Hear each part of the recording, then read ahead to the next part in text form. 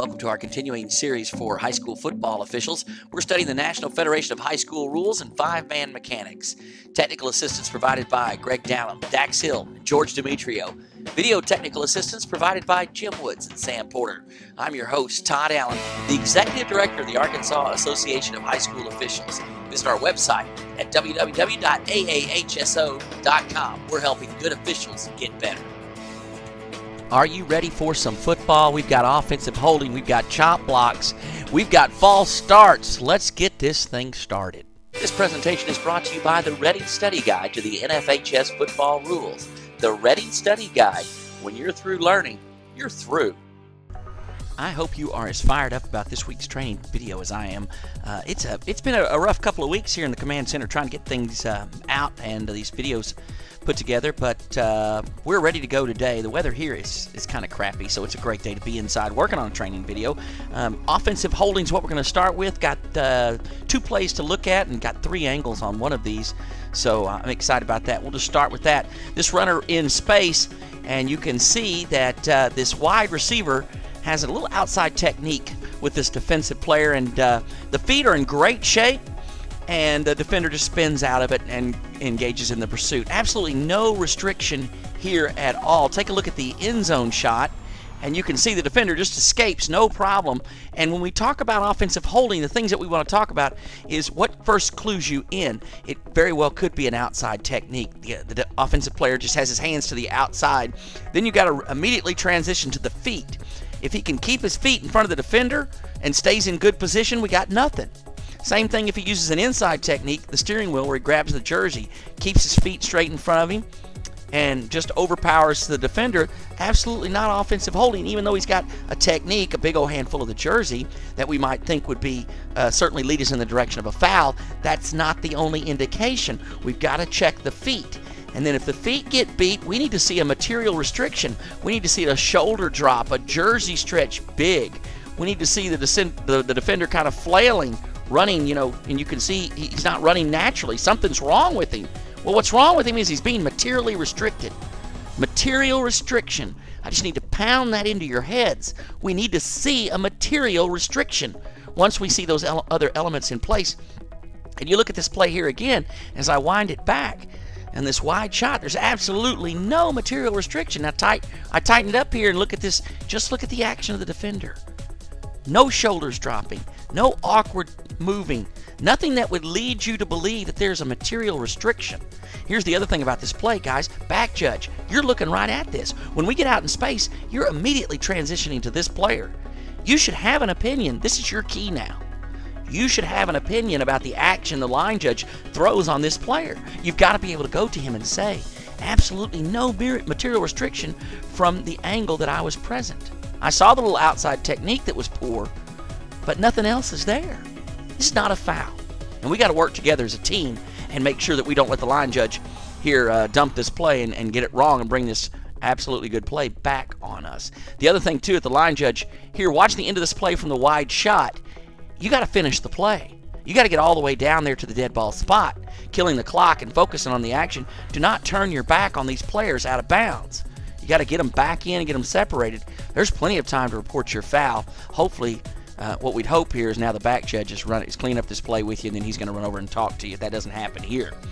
This play's improperly officiated for offensive holding. Let's take a look now at this play. This is a takedown at the point of attack involving this Mike linebacker right here. He's going to split the 2 gap between the guard and the tackle, overpowers the guard who gets on him, and you can see in this video, look how his shoulders are just turned as the guard just grabs him. He continues overpowering the guard through the gap, and the guard just simply hangs on, stays with him, and then tackles him right at the point of attack. We've got 3 chances to get this. This is the umpire's key. Referee right out in front of you, right out in space. You don't make the call. The line judge, obviously you're off your tackle red run here. You're transition now to the point of attack, and there's nothing here. No call from you on this play also. So 3 shots at getting this play right, and we all 3 miss it, and all the elements are here. We're poor technique, obvious restriction, complete takedown in space at the point of attack. Everything we need to have present for us to key in on and know that this is an offensive hold is there, yet we don't get it. The difference between this play and the previous play, this is what we term a no call. The foul is there, and for whatever reason, however the play breaks down, we failed to get the foul that is there. That's a no call. The previous play, we threw something that was absolutely not there. That's an incorrect call. It's a much bigger mistake when we have an incorrect call. We throw a flag for something that's not there than it is when we have a no call, when we miss something that is there. And the reason I share that with you is because make your fouls big. We want them to be big. When they're big like this, though, we've got to get them. This play is improperly officiated. This is a no call for offensive holding at the point of attack. All right, I guess today's pick on the umpire today. From this wide shot, look at the umpire's position. We know his three keys, guard, center, guard, and he actually moves to his right, and he's on the left side of the formation, and it doesn't look like much of a play here. Give you a couple of looks at it from this wide angle. Doesn't look like much of a play, but we know that the right guard is his key, and he's not in a real good angle to see it. Look at all the players jammed up here. But now what if I give you this end zone shot? We also know the right tackle is the referee's key. So when I give you this shot, look how clear this is. The tackle fires off, goes low, guard goes high. We chop this defensive lineman. Low, high, high, low, with or without delay, anywhere on the field, anytime, is a chop block. And this is a safety issue, guys. Defense makes a good play here, but absent of that, this is still a chop block. And we want to call these. So umpires, you got to move into position where you can see your keys, so you have clear vision of your keys. And I know that requires some moving around, especially as these linebackers make adjustment in this goal line formation.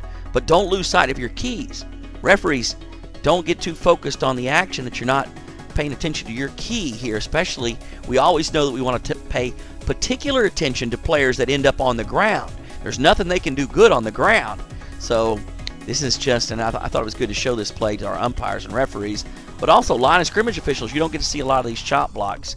Back judge, sometimes you got a real good look at this, but certainly not your key. So this one will hang on the referee and the umpire.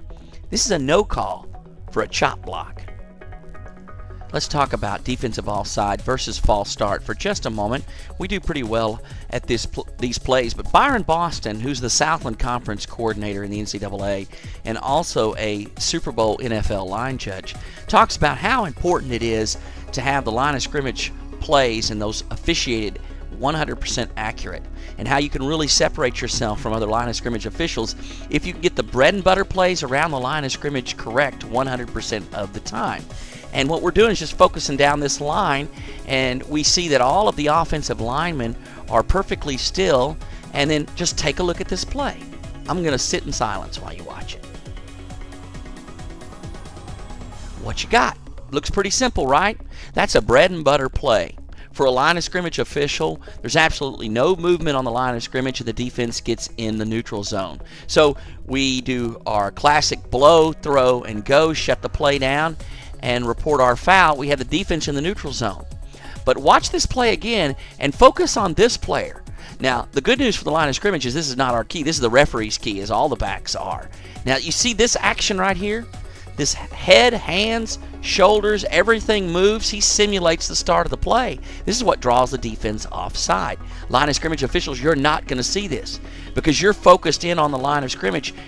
For me, I use the shoulder of the center as my focal point. I just park my eyes there, keep them still, because it actually takes your brain a split second to begin processing data every time your eyes move and your focal point changes. So for line of scrimmage officials, it's critical when the center gets over the ball that we find a spot and park our eyes. Defense jumping in the neutral zone is going to be out of our peripheral vision. Offense false starting is going to be out of the other side of our peripheral vision. All our brain has to do with our eyes parked is determine which moves first if we have one of those situations where we have false start and then offside. But this play, we see no movement on the offense, so we blow our whistle, throw our flag, and go in. The referee has to throw his flag here, and he's got to bring all the line of scrimmage officials together and piece this thing together. It's going to take a moment because you have to know whether anybody on the offensive line moved before the defense jumped in the neutral zone. That's all the referee has to ask. Did anyone on the offensive line jump before the defense got in the neutral zone? Both line of scrimmage officials here are going to say no. So the referee then knows that the action of the quarterback drew the defense offside, and he's going to say, we're going to false start on the quarterback. That's the proper way to officiate this play. Now, let's talk for just a moment about actions when the offensive players all come up in like a 2-point stance. And this happens on 3rd or 4th down and when it's less than 5 yards to go. And the defensive coach is yelling at his players to hold your water, watch the ball. But what we do here is the offensive players will come up and everybody will get in a 2-point stance. And then the quarterback will go into his hard count, and then they'll all simultaneously drop to a 3-point stance. And that draws the defense offside. Well, by philosophy, this is just a false start, because the very nature of what the offensive team did simulated the start of the play. So we just want those to be false starts on the offense. Anytime the offense does something so abrupt like this, and they only do it on these 3rd and 4th down plays when we're short, and the whole action is very, very quick and they put it in just to deceive the defense so they can get a cheap 5-yard penalty, that's a false start. We're going to hang that on the offense. And as long as we tell the coaches that in the front end, which we always do before the season starts, then everyone knows what to expect, and we can consistently officiate these plays. That's what these are. These are just simply false starts on the offense. All right, that's going to wrap it up for this week's training tape. You notice that there's a pattern in these week after week. We talk about multiple angles. We talk about good communication after we have a flag. We talk about how you have to have an opinion. If someone throws a flag on your key, the player that you were keyed in on and watching, you need to share that opinion with the official, especially when they make a mistake. Now, if you're supporting what they had, then, there's no problem. Hopefully we'd have 2 flags on that situation because it would be your key and you thought there was a foul there. But teamwork, multiple angles, very, very important. Consistency, very, very important. And one of the other things that I want to share with you that we've talked a great deal about this week in our meetings about the training tape was, the big difference between the officials that we see that have a high level of success as opposed to the officials that seem to struggle more is the officials that struggle more are way too technical. They're throwing more flags. The officials that we see are consistently scoring well and doing really well are just calling the big stuff. So don't be too technical. We have this thing where you see everything you call, but don't call everything that you see. Hope you have a great week this week. Good luck on your game. And thanks for checking out the video. One email address I want to throw up here for you, toddallen65@mac.com. Another email address for you. Any comments, questions, anything that you would like to share with us about these training videos, how you're using them or what we can do to make them better, appreciate you dropping us a line. Until next week, Todd Allen saying, thanks for checking out the video.